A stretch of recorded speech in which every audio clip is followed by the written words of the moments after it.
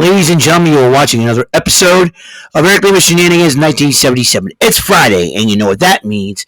It's time for another SmackDown Event Center Wrestling Report. And now, here is the man that will bring you the Wrestling Report, the host of Eric Lima Shenanigans 1977, Eric M. Lima. Thank you very much, Mr. Announcer, sir. Well, hello there, everyone. Welcome to yet another episode of Eric Lima Shenanigans 1977, episode number 1883 of the show. How's it going, everybody? Saturday, December 14th, 2024, 3:31 p.m. Tonight, Saturday night's main event. Really excited about it. Going to be live reacting with my good friends Jordy Scow and Brandon Martin, and we're going to have a little bit of fun. And I'm really excited. But before then, we got to talk about what happened last night on SmackDown, as you know. Lots to talk about on SmackDown. You know, this is the final. This is the final SmackDown before tonight's Saturday night's main event. Jimmy Uso got his big toe hurt, and he was a casualty of war in War Games. And he kicked off SmackDown, addresses the Hartford crowd, saying what's next for him. And he says he's very proud of his younger brothers and his brothers doing the thing, and we don't know what's next for him. But out of nowhere, Drew McIntyre hit Jimmy Uso with a Claymore. Now, that got Nick Aldis all upset at Drew McIntyre. And, Nick Aldis, I'll tell you one thing about him.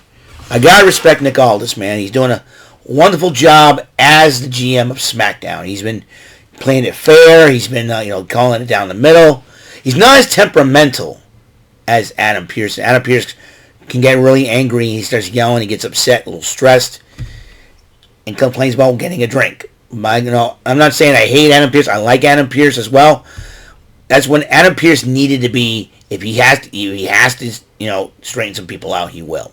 That's how he calls it. That's how he is. So, but I gotta respect Adam Pearce for that. But however, like I said, Nick Aldis, he does it in a calm manner. Sometimes if he has to be firm, he has to be firm but fair. So, so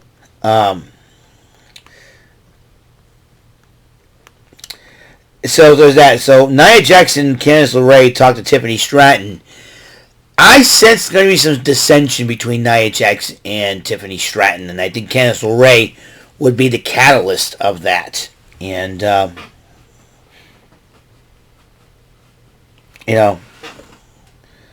will be the catalyst of that. In fact, Candice LeRae senses that the women's tag team titles could be on the line, and so, actually, no. They were talking to Tiffany Stratton for her match, excuse me. That's a little bit after. I'm getting ahead of myself, excuse me. They were talking to Tiffany Stratton, encouraging her to try to win this matchup against Michin to get a chance in the semifinals for being the first ever women's United States champion. And that finals is tonight on Saturday's main event, but I will get to that. So as Tiffany Stratton was getting ready, Nick Aldis still grilling Drew McIntyre, but then Bianca Belair and Naomi, interrupt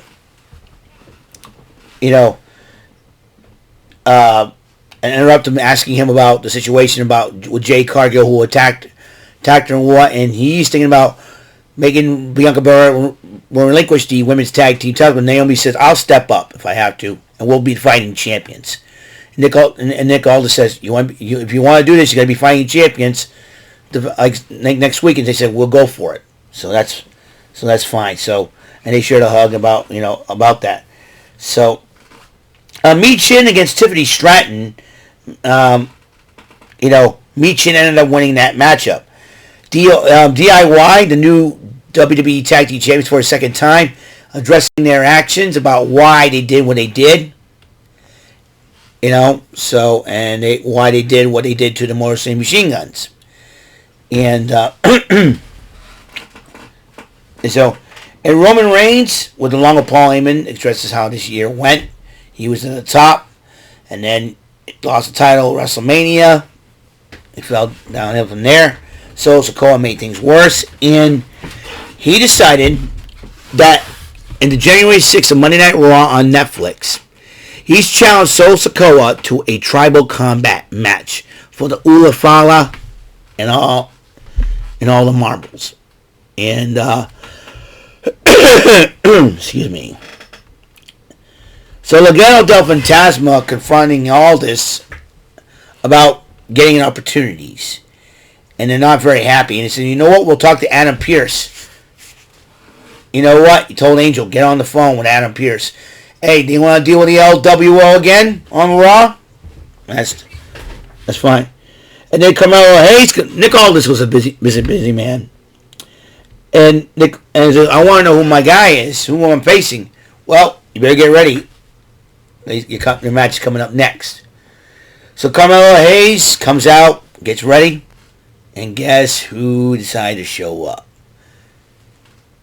Braun Strowman.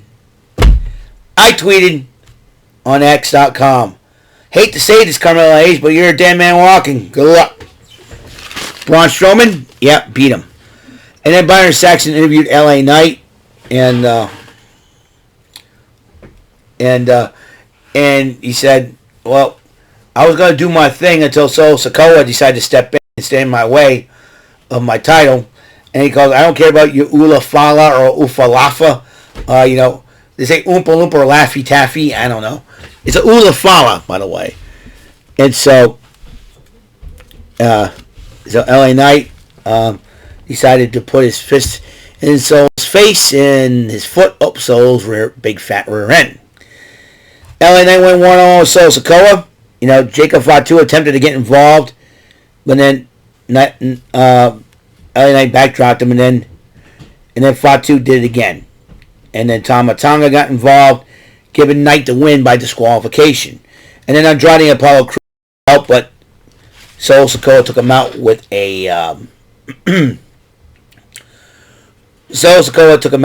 a Samoan spike. And it seems like he's ready to accept the challenge of Roman Reigns. Pretty Deadly talks to Strowman after his matchup, and they want him to be a monster in their musical. And he's like, think about it. So he walks away. Byron Saxton's trying to interview him in an A-Town Down Under. Interrupts Saxton, and then Grayson Waller says, I'll invite you on my show, Grayson Waller Effect, next week. And that's what he asks Braun Strowman. Strowman goes, I'll see you guys next week. There you go. And then the other title semifinal, Bayley versus Chelsea Green. Piper Niven got involved during the matchup, giving Chelsea Green the victory over Bayley.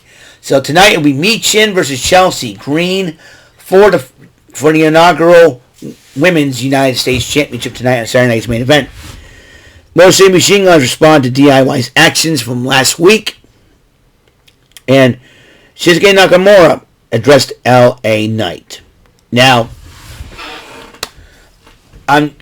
Tiffany Stratton, who lost her matchup, Nia Jax consoles her.